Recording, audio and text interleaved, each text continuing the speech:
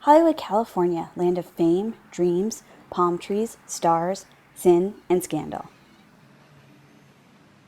Home of the Roosevelt Hotel, where the first Academy Awards ceremony was held, and where today's stars still cause trouble. Grauman's Chinese Theater, where stars signed their names in concrete and premiered their films. And of course, the stars on the Walk of Fame. This is the area of town where old Hollywood went for publicity. Just blocks west of the Walk of Fame, this is the neighborhood where old Hollywood lived and sinned. Anyone and everyone from old Hollywood lived in this neighborhood, ranging from studio executives to writers, directors, and of course, stars. The dog and celebrity-friendly hiking trails of Runyon Canyon are at the top of Fuller Avenue.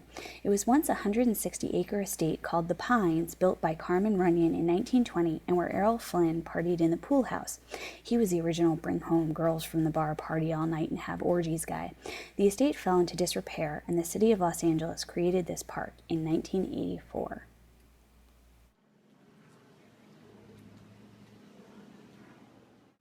At the corner of Fuller and Hollywood, this apartment building has been the home of reality stars from Big Brother, The Real Housewives of New Jersey, and one of Ryan Seacrest's exes.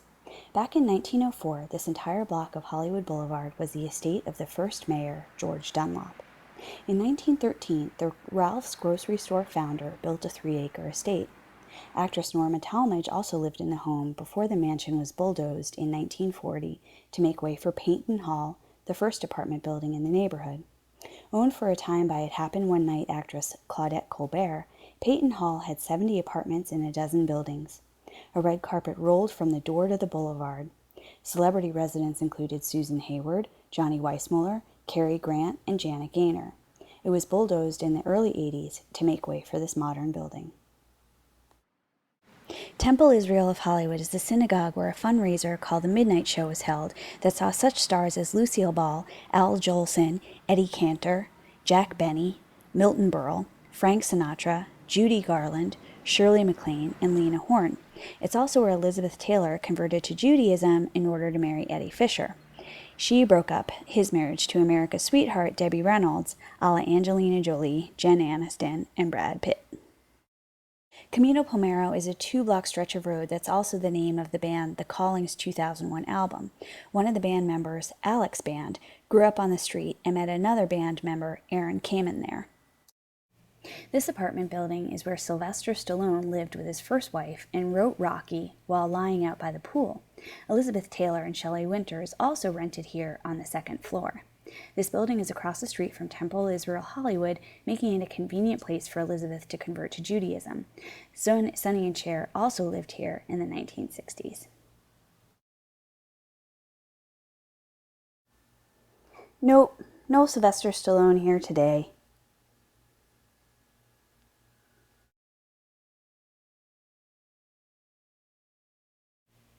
Betty Davis lived in a home that used to be where this apartment building now stands. She lived here in 1952 with her husband, Gary Merrill. She planted the rows of palm trees that still stand today. These apartments and condominiums have been the home of TV and movie stars, including Sherry Belafonte Harper and Jeremy Jordan, who was in the movie Never Been Kissed.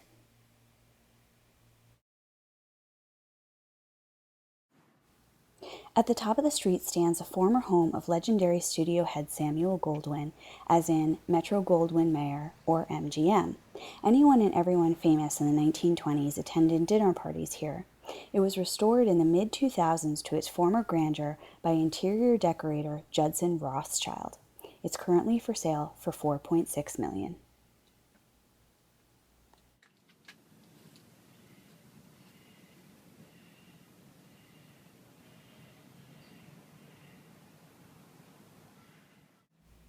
This was Ozzie and Harriet Nelson's real-life home for 25 years, as well as the house used as the exterior for their home on their sitcom, The Adventures of Ozzie and Harriet. Their sons, Rick, the heartthrob, and David grew up here. Ozzie died in the home, and Harriet lived here until she sold the house in 1980. Reportedly, the ghost of Ozzie still haunts the property by opening and closing doors, turning on lights and faucets, and one female resident was awoken to kisses on her neck and breasts. It's also known as one of the most haunted homes in America.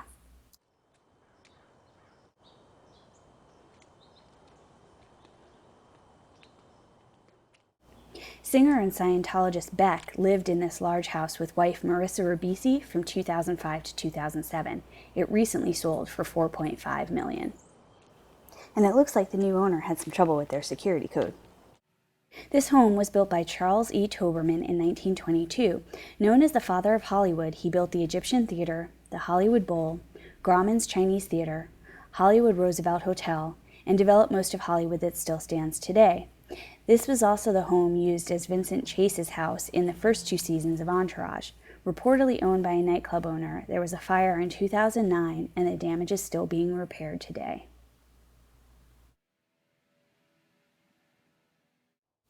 Famous writer Henry Miller lived above the garage of this home in 1941 upon the recommendation of his lover, Anais Nin.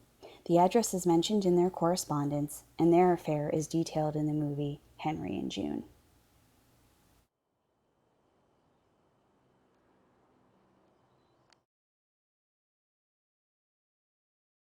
This was the home of Al Jolson, known most famously for the film The Jazz Singer, and actress Ruby Keeler in the 1930s. It's now owned by a bio company trust.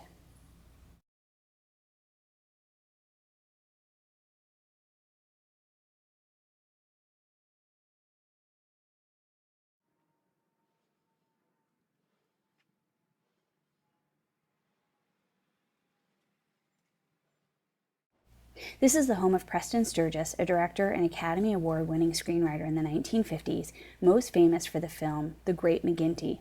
He had a partnership with Howard Hughes for a time.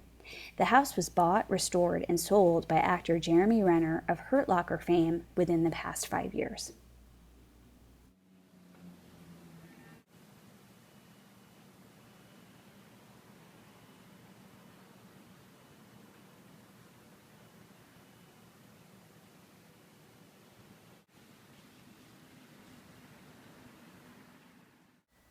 Nothing remarkable about this house other than it looks like the one in American Horror Story, so it looks haunted.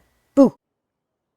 Behind this gate sits 3 homes and a teepee on this 11-acre property. Bought by Sheryl Crow in late 1998, it's unclear who owns it now, but all 3 homes are for sale for $14 million.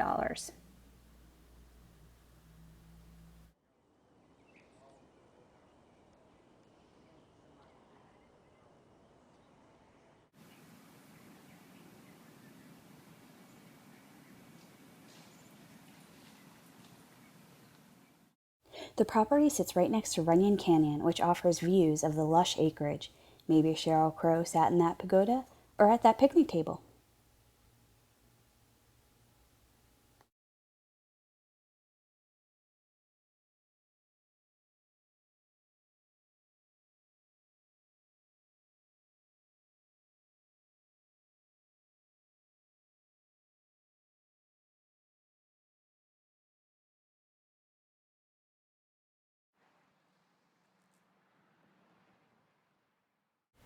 This stately home is rumored to have once belonged to legendary silent screen star Gloria Swanson.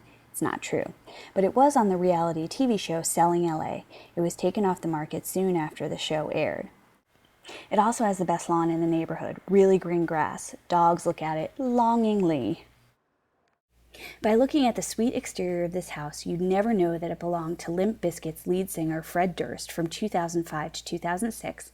Adam Brody of the TV show The OC, Mr. Chrismica, lived here from 2006 to 2010, and it's rumored to be the home of a starlet who started in TV and has been in films with Lindsay Lohan and Meryl Streep.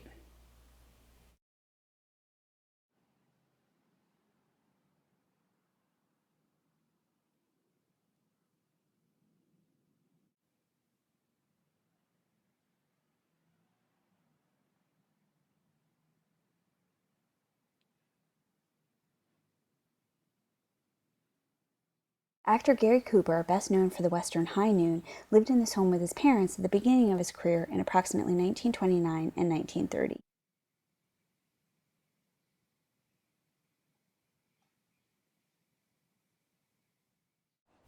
Home of Fatty Arbuckle, silent film star and the scandal maker of the era.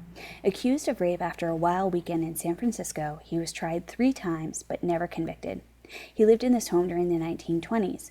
It was also used for the opening scene of Rebel Without a Cause. James Dean is drunk, lying in front of it on the curb. Check it out.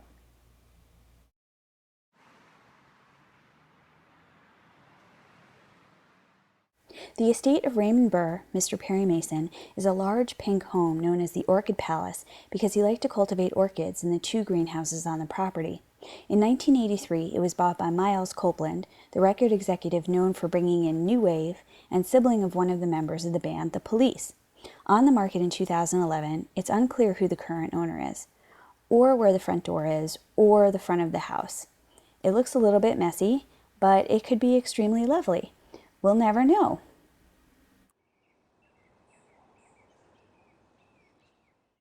At the corner of Sierra Bonita and Hollywood Boulevard stands an apartment building. This block is famous for seeing apparitions of Native Americans in frontier dress in the building and crossing Hollywood Boulevard. Some spirits have been seen carrying weapons, some just walking, and others riding horses. Several traffic accidents have been reported by people who swerved to avoid hitting what turned out to be ghosts.